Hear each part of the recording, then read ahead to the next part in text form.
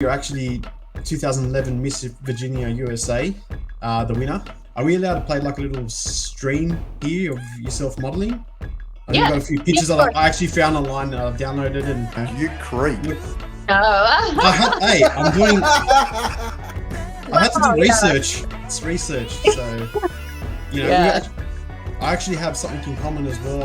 I was a pageant model. I won Easter Hat Parade 1994. Definitely how I want it. Yeah, so we're very alike.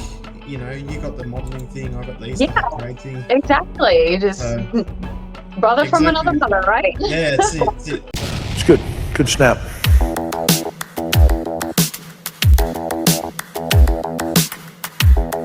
Good snap. It's good. Good snap.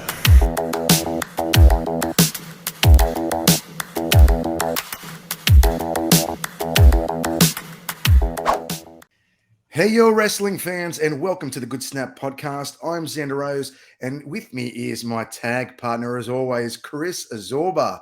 Zorba, what's doing, brother? Yeah, not much, man. Just same old, trying to get over this flu. I know you're sick too, so yeah, back at it again. And yeah, we've got a good guest on today, I think. So yeah, very good guest, mate. I've been crook for about 3 weeks now, so I don't know what's going on, but the show will go on. Tonight's guest is the 2011 Miss Virginia USA winner and now pro wrestler Nikki Poteet. Nikki, how are you? Hey guys, how are you? Very well, very well. How are you going? Good. Just freezing to death here in Sydney. Missing my American summer. It is getting cold. It is getting cold now. So when did you start watching wrestling? Well, being from the US and being from the South, wrestling was always on TV. So it's something that, I didn't grow up watching it religiously. It was just something that was always there. So, all of us as kids watched it at some point because it was just always on the TV. So, ever since I was a baby, really watching wrestling, my parents watched it. I think they're about the only ones in my family that watched it. But I remember sitting there, with my parents when I was little, watching wrestling matches, going like, "Oh, look at that! That's real. That's fake." Whole 9 yards. So we obviously get a lot of Aussies on the show and stuff like that. Everyone used to go down to the Civic Video, which is a Video East, like a local video store. Is that what you did as well? Like, did you just go and hire the cassettes, or was it just on mainstream TV? No, I mean, I remember, looking through, when you could record on the big VHS tapes, like there'd be wrestling and stuff recorded that my dad had recorded, and sit there and watch it. But no, like we didn't really have to do that because it was just on our mainstream TV, all the time. Like it seemed like every night there was some sort of wrestling on. But after growing up, I didn't watch wrestling a whole lot, and I watch it now. I don't really watch a lot of mainstream things. Like I watch more like Japanese wrestling. Like I love watching Stardom. So it's more just me sitting on my phone, YouTubing people and watching matches from overseas. Yeah, nice. So the Japanese style wrestling, you like the strong style stuff? Yeah, I do. I like that they do a lot more unusual moves. I guess that's what you see, on American wrestling. You've kind of seen it all before. Yeah. And with the Japanese, they really pull out some, crazy holds and a lot of like bridging moves. And so, I like bridging moves. I'm really flexible. So that's one thing I try to do when I'm watching the wrestling is pick up new little tips and tricks and things that I can add to my matches that you don't see on a regular basis. Nice. So how did you actually get into the industry? And where did you train in the States? Or did you just train here or? Yeah, so I just started training in Australia. So I think I've been wrestling for almost 5 years now. So I had never done wrestling in the US, although I should have. Oh, okay. I don't know why, but I was a pageant. So I had been doing pageants since I was a young teenager, and so that was my thing. You know, not being in the ring, being on stage, being in a swimsuit, high heels, evening gown, all that. So I moved to Australia about 8 years ago. And actually a friend of mine from the US always told me, he's like, you should be in wrestling. You should get into wrestling. I'm like, why? I'm like a pageant girl. I went to engineering school. I have 2 engineering degrees. Wow. So I just really didn't have a lot of time for anything else, you know, when I was in college after I finished high school. So, you know, fast forward, I moved to Australia 8 years ago and met a friend of, well, I guess met someone, but went to a wrestling show. And I was just sitting there by myself watching it. And I thought, like, that's the next thing for me. So I've kind of aged out of pageants altogether. They only go up to, like, you know, 28 years old. I won't say how old I am, 35. But as long as you don't look it right. So right. I was watching this wrestling show and I just thought, like, that's what I'm going to do. And so then that leads into where I first started training. So I first started training at a school called Newcastle Pro Wrestling. Okay. So they're based up in Newcastle. It's about 2 hours north of Sydney. So I started training there about 5 years ago. But I've bounced around to a few different training schools. So their sister academy is PWA, so Pro Wrestling Australia. Trained there for a bit, then switched and went to another one, trained a couple more places. So now I'm training with Australian Wrestling Entertainment, run by Sammy Russo. Yep. Yeah, so kind of trained all over the place in Australia. Yeah, I trained with Sammy as well for a little while, so that's where I sort of started out with Sammy as well. Done a couple of shows, and yeah, so it's interesting. Yeah, so that's where I think he's got like a really old school, you know, mentality about wrestling, which is good. In Australia, there's a lot of the indie scene with the high flyers and the flippy this and flippy that. And like I do, you know, a little bit of the acrobatic stuff, but not a whole lot. And he really takes it back, you know, to the core basics. Yeah, that's the important stuff, like the headlocks, takedowns, and all those sort of mat wrestling moves, which I think is the foundation of wrestling. Then you move to the other stuff later. Right, exactly. Because if you can master, you know, doing a really smooth, you know, takedown that, you know, people might not put in their match because they think it's too basic, but you know, make it really smooth and have good transitions in it, it's going to look incredible. Mm. So you were saying as well that obviously you did the pageant stuff, now you're wrestling, but you also have an academic past. Yeah, tell us a little bit about that, because you're not just a pretty face. You do have... So, I guess I'm a bit of a nerd, was always interested in math and science growing up. So I went to engineering school right after I graduated high school. So I have my undergrad degree in biomedical engineering. My original path was to be a surgeon, but it just takes a really long time and school is really hard. But then when I finished that degree, I wanted to get my master's, and my dad actually works at the utility in Virginia. So he does business development for various types of power plants like solar and gas. And nuclear was big at the time. Sorry? Exactly the same. Is that like Homer's power plant? Yeah. Well, I kind of have a funny story about that. So anyway, I studied nuclear engineering after, so got my degree in nuclear engineering and like did the whole like Homer Simpson thing. But when I was training at Newcastle, if you guys are Simpsons fans, you'll get it. I didn't really watch The Simpsons. But when I started training in Newcastle, they named me Mindy. And I was like, who is Mindy? What is this? And so I finally looked it up and watched it on YouTube. So there's an episode of The Simpsons where there's this like hot chick named Mindy that works at the power plant with Homer, and like she loves fried chicken and beer and donuts, and like I love those things. So anyway, they named me Mindy, and that was my first wrestling persona, was Mindy Meltdown. So like the second scientist kind of thing. I like that, actually. Yeah, I like that too. Yeah, that's cool. Yeah. Just unfortunately, like where I was training at the time, it's a place I haven't mentioned yet. They just, I don't know, turned it into something that it wasn't. It got cartoonish, and I just felt like I needed to drop it. And, the best wrestling characters are just an exaggeration of yourself. So that's why I just wanted to drop it and be me.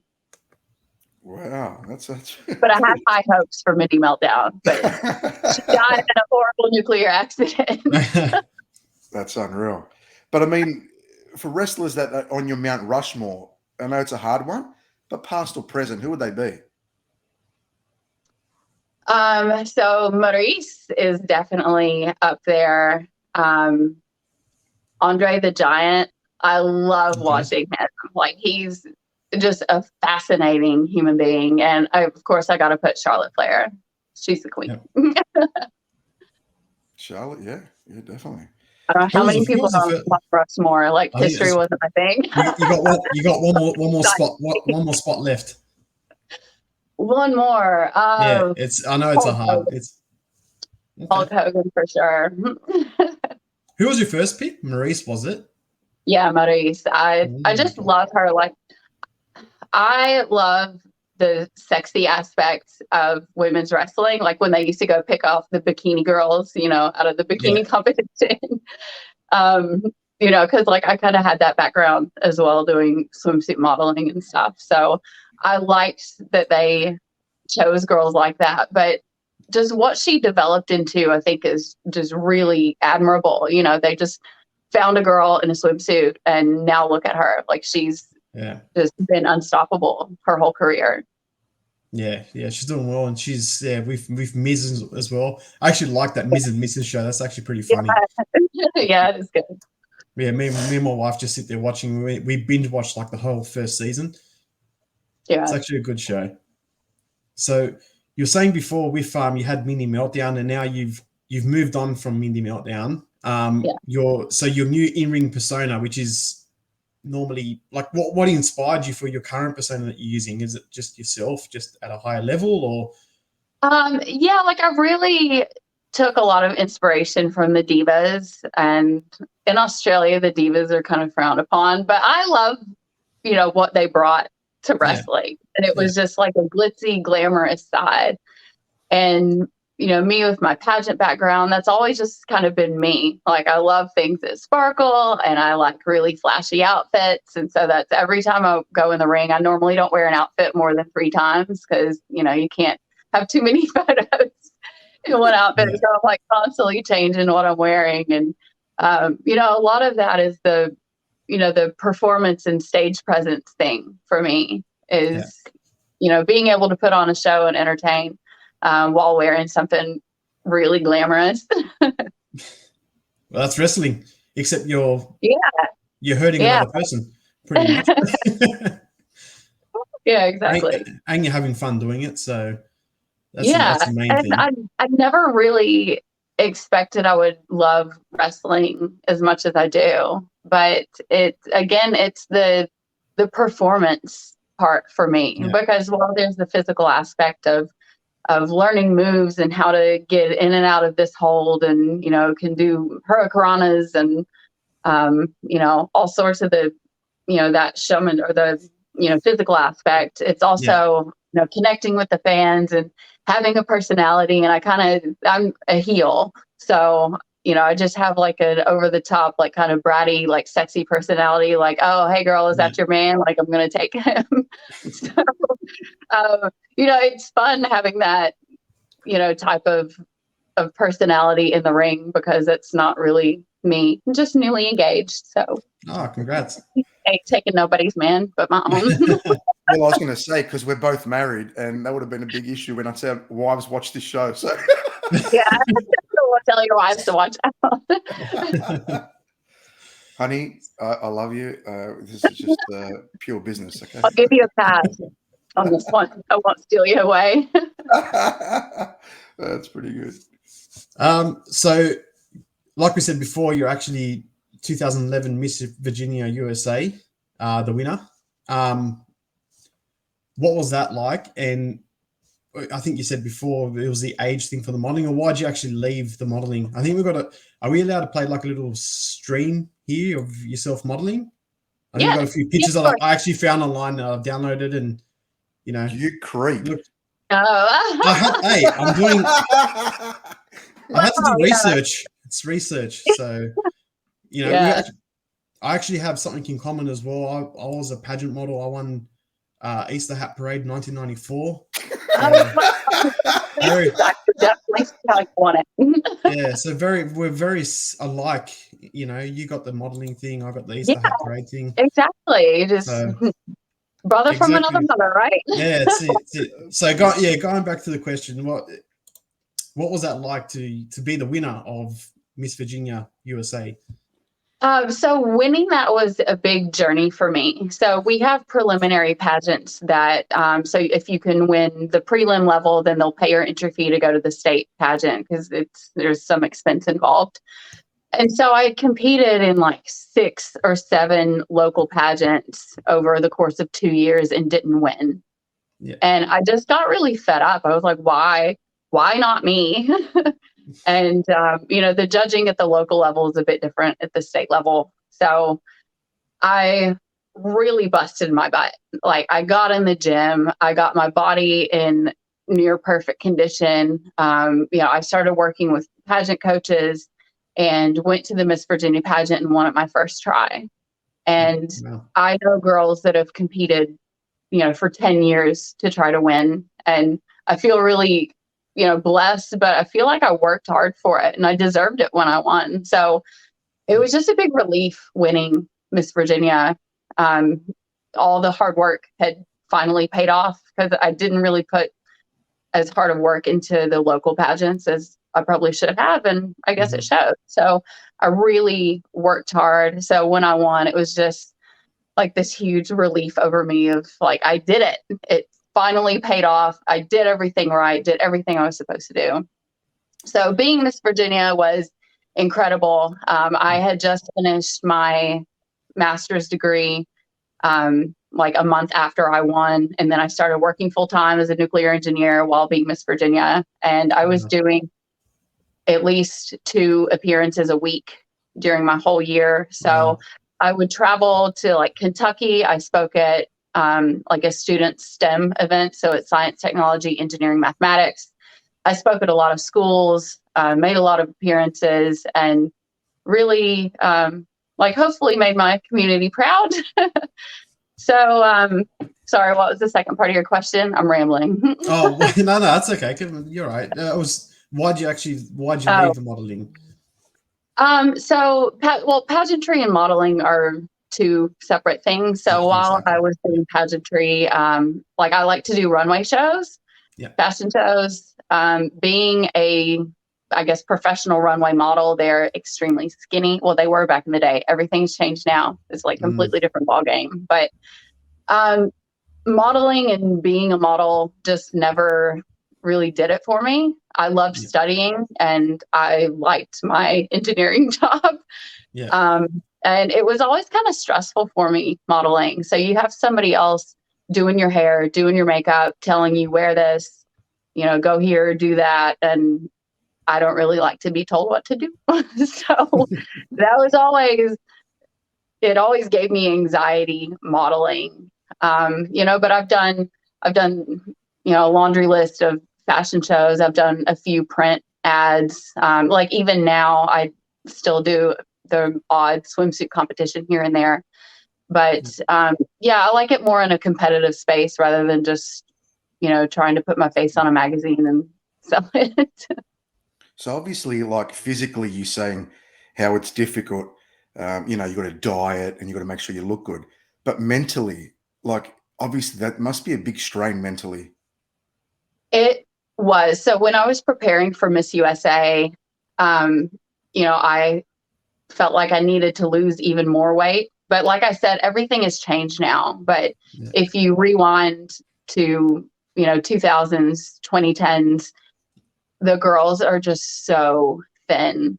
And I became so unhealthy when I was training for Miss USA. Like my body looked the best it's ever been in my life, but it was just getting unhealthy. Like I was doing 2 hours of cardio a day plus weight training, getting up first thing in the morning, going to the gym, then going to the gym after I got off work. And yeah, it is really mentally draining because I was 125 pounds. I don't know how many kilos that is. And I'm 5'10". Like, I was tiny, and I was worried I was going to be the fattest girl there. And that's the mental part that really messed with me for a long time. Because, you know, even when you lose a lot of weight, and like, I was never big, but, you know, getting pageant thin for back then, it's just really mentally draining. Like, I was eating broccoli slaw and spraying butter on one, you know, high fiber half of an English muffin for breakfast. And it's, like, I'd like to be fit now, but it's a different type of fit. Like, I want to, you know, build muscle, and I can kind of eat what I want. But yeah, it's really mentally draining when you're sitting there thinking, I'm worried I'm going to be the fattest girl there.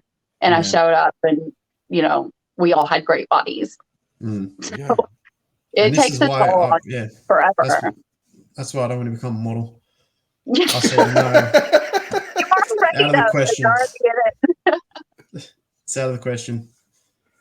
Yeah, but it has been really mentally draining, and it's not like it goes away when you stop competing either, because it's always in my mind, you know, what size I was then. And it's always just in my subconscious, like, I would love to be that size again. And I have all these photos of, you know, me in the swimsuit, and I still have my Miss USA gown, which I can sometimes squeeze into. But it's just a constant reminder of that's what it felt like to be like that thin and in that good state. But I was so unhealthy. Like, at Miss USA, my brain basically just shut off. I couldn't remember what side of the stage to go out on. Wow. Yeah, it's almost similar to like a male bodybuilder who, like, you know, works out and then, you know, doesn't think he's that big. You know what I mean? He constantly wants to keep on working out, and it's like, am I that big? Or if he stops for a while, then he looks back at the photos and he wishes it was like. So it's similar. It's a similar thing where it's like it's mental. It's a mental thing. Yeah. Yeah, exactly. Because how your body looks isn't really how your mind sees your body when you look in the mirror, and that's the biggest thing to overcome. It's another reason why I didn't become a bodybuilder. Yeah. Tossed a lot of things out the window. I'm like, nah, bodybuilder, model, nah, it's all right. Never know. So pro wrestler, I've done that, so yeah. So you've been in the ring for a while now. Who's been your favorite opponent, and what's been your highlight of your wrestling career? Okay, so probably my favorite opponent is Flame. So she's been wrestling for probably 20 years, maybe a little bit more. She's taught me a lot. So in Australia, we don't have that many girls that we can go up against. And unfortunately, the wrestling associations that I wrestle for don't allow intergender matches. So sorry, my fiance just came in. I'm like, go away. So they don't allow intergender matches, and we end up wrestling the same girls over and over again. But I have been wrestling her since I first started, and I've just learned so much from her, and we work really well together. So my favorite match would be with her. We were at a venue called Merrickville. Oh, it's in Merrickville. I forgot the name, Mothership Studios. And it's just a really cool, like, grungy theater type of venue, and the lights are good and the crowd is always good. And like, we just had the best match. And like, I do this like handstand hurricanrana thing, like off the top rope. And like, it was just phenomenal, and the crowd went crazy. So yeah, she's been my favorite match. But for highlight of my wrestling career, I wouldn't say it's like been a match or anything like that. I think the biggest highlight for me would be just me being able to get out there and do it and overcoming my fears. Because when I first started wrestling, I was scared to flip. I was scared to roll. I was scared to do everything. And it took, a couple months of hard work for me to really break out of my shell. And now I'm doing stuff that I just couldn't ever picture myself doing. And I'm like, yeah, I can do it. So I think my level of fear is going down every time that I get in the ring and go to training and learn something new. So yeah, for me, that's my highlight, is just me proving to myself that I could do it. Awesome. Really good. That's great. So yeah, I mean, especially with the as you were saying before, with scared to doing the flips, I'm going through that now. I had a concussion. When was it? About 3 months ago.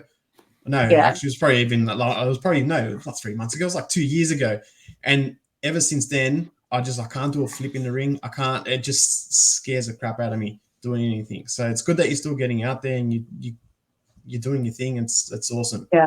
And you're still having fun doing it. I think that happens to everybody. Once, something goes wrong or you get an injury or get hurt, you're kind of scared to do it anymore. And I still have that. Like, I was in training one day and this rookie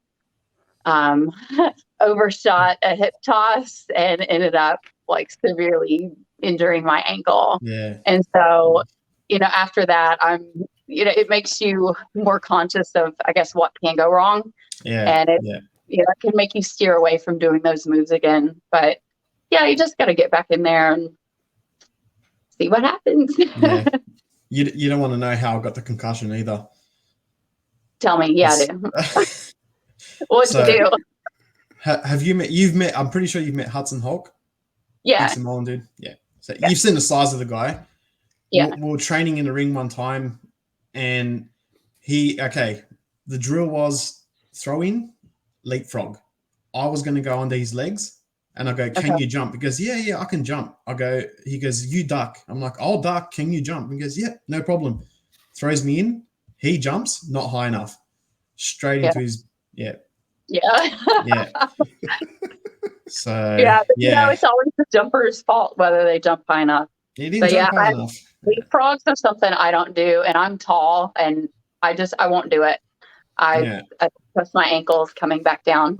I also don't trust that I can jump high enough either. So I just avoid that one.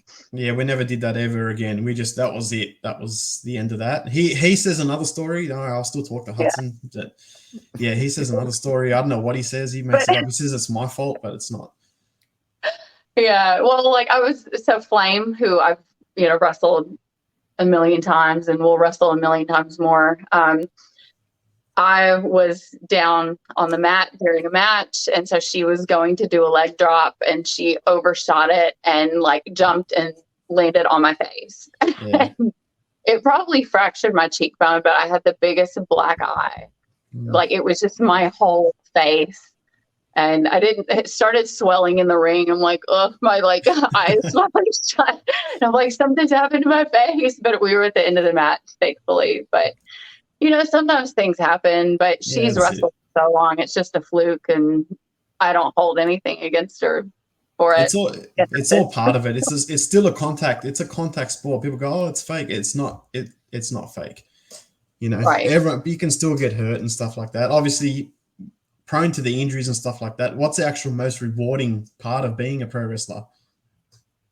I think the most rewarding part for me is just being able to connect with the fans. So, in pageants and stuff, you're just kind of on stage and you're not really connecting with anyone. Like, you want to catch the judge's attention, but, you don't really have any interaction with them. But, being able to get in the ring and do what I do and then get to meet the fans after and talk to them and tell them my story and hear their story about how they got into watching wrestling and, which wrestlers they like that's the best part for me, is just, being able to connect with fans and have people come to your show and shout your name.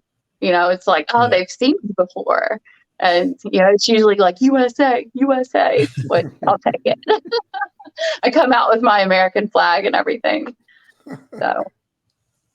Oh, that's nice. That's great. As long as you're having fun out there, and that's the most enjoyable part of it. I hate doing the shows, so I'm opposite to that. But next, I used to sit in the back and just like whinge the whole time. I hate it here. For the most part, I like doing shows. But that's just part of my character, is I get to go out and be flashy and be bratty if I'm in a bad mood, or be, happy and shiny and smiley. So just whatever I feel like I can be. That's great. Like with your you've obviously worked many federations, like you said before. You've been in like training with PWA and you've gone on AWE as well, and I think AWF as well. Is there any federations that you'd like to work? Yeah, you'd like to work for in Australia or overseas at all? So before COVID hit, I was actually booked to make a debut in the US, which was going to be really exciting. It was in my hometown, actually at my high school, and that got canceled because of COVID. But I'm kind of at a stage in life now where I'm like, I kind of need to make up my mind on what I want to do. And I've put so much hard work into my education, and I have a career that I love in the medical device industry. But I'm not really sure if I got the opportunity to go over to the US, like I would go and, do an appearance, here or there. But I think to go over there and, take months off of work, and that's putting my career here on hold. Like, I love wrestling. I really do. But if I was 20, maybe. But, I just got engaged. So trying to start that chapter of my life. So if, I've slowed down wrestling the past few months, but there's always time for it to pick back up and see where it takes me. So, I mean, on that note, your goals in the future for your wrestling career? I would like to. Shiny Divas belt? Sorry? Get a Shiny Divas belt? Oh, yeah. I would like to make a debut in the US, and I would like to do it in my hometown. So like I had planned before COVID. So that's, definitely probably at the top of my goal list right now is to do that. And even in Australia, it's been difficult for us to travel around, and wrestling's, just been picking up after COVID. So I would love to get down to Melbourne. NCW, they have some great wrestlers there. And I think they just put on fantastic shows. So I would love to get down to Melbourne. Yeah, I think in Melbourne and Adelaide and stuff like that, they've got a few more women wrestlers down there. Yeah. Make it probably a bit easier to actually have an opponent. I think I watched one of your matches yesterday versus I think it was Jasmine, and I can't remember the other girl's name in the mask, and I can't remember her name. Sorry. Azalea. Yeah. So I watched that match, and then I watched guy, I can't stand him, Tony Cruz. Oh yeah, and, mate. He's such a dick. Just a name. No. and then I think you're versing Johnny Starr, which is, I like Johnny Starr, but he's another guy sort of like, just, I don't know, he's doing something online at the moment I don't like. But anyway, that's another thing punk. There. He's another punk. Yeah, he's becoming Yeah, I think that was one of my really early matches. So it's probably an interesting one to watch. I don't even know if I've watched it or not, but I think I remember like some neck whips and some elbow drops in that one. They're great to work with in ring though. Like, must say, they're two of the best guys I've been in the ring with. Yeah. So it was good to get in. Like, you're lucky to be in the ring with them. They're actually, my opinion, like top class wrestlers for Australia. That should be out there a bit more as well with those guys. Yeah, but no, it was actually a decent match. I think you left halfway towards the end of it or something because. I watched the whole match. So I did they always like to throw me out for whatever reason. So I'm just working with them, and some federations allow intergender matches, and I prefer them. I like them. As long as you make it believable, like you can't, have them like punch you in the face and like you not, go black out from it. But yeah, I think as long as it's believable, I like it. But some federations just don't allow it, and I think that's kind of unfortunate in these days. I've seen the other matches where you had with my ex tag team partner, which was JJ Spartan. You versed, I think it was him and Bruiser the Serb. And they had the little guy in the match. Yeah. Funny, with you and Robbie Zuko. For that one, I think I was just managing, but they let me run in and do a little bit because I know Sammy doesn't like any, guy girl type of stuff. So I just got to sneak it in whenever I can, like hit a cannonball on him and do some time. Yeah, just do something.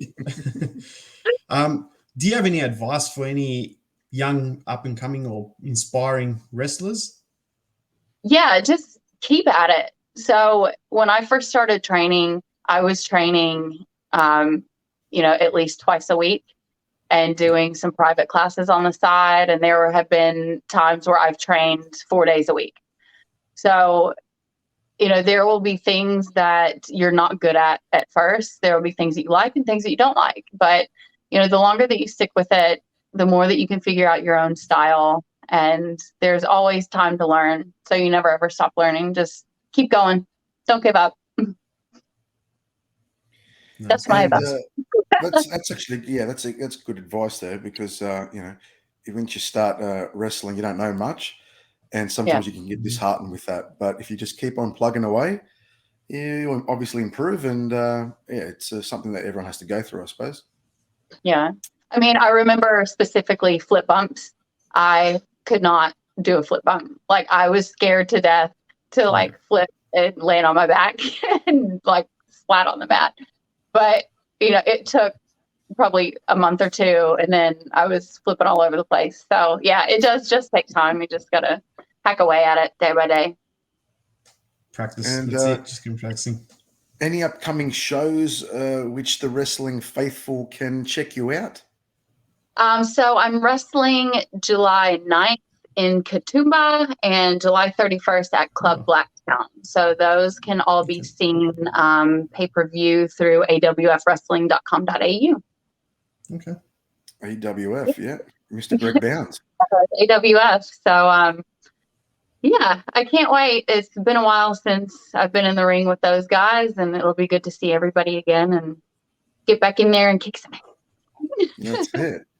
Well, that is going to do us for tonight. Nikki, thank you so much for joining us on the show. Thanks. Good luck in the future. Thanks for having me, guys. And guys, don't forget to subscribe on YouTube and like us on the Facebook page. This is us signing off for another week. Catch us next time.